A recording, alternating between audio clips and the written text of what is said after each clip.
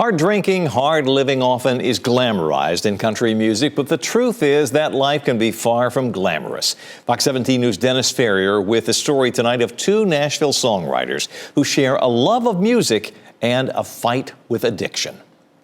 A classic songwriters' night at the Ryman Auditorium, a show you could only see in Nashville. This is a fundraiser for Cumberland Heights Drug and Alcohol Rehab Center, and it's very personal.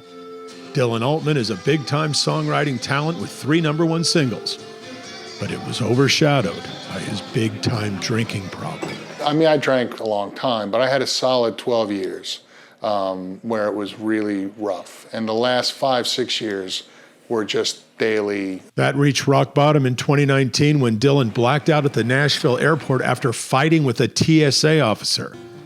That's when 3 good friends, including Bob DiPiero, a songwriting Hall of Fame member with 15 #1 hits, stepped in, not to write a song, but to save a friend. We just rallied around Dylan, because we didn't want to see, what do they say? You're either going to die or you're going to figure out a way to live, and he was pretty close to that, so. And Dylan Altman knew it. That's why he let his friends drop him off at Cumberland Heights the day after his arrest.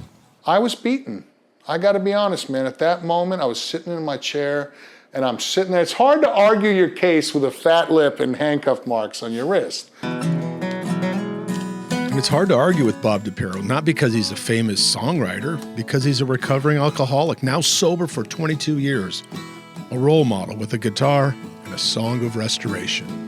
We're both sober, and I always say that Dylan and I are both miracles. We shouldn't be here. We should, not only should we not be sitting in this chair, I shouldn't be alive. The two friends always mesh when playing together. This is a different connection, deeper than a shared love for music.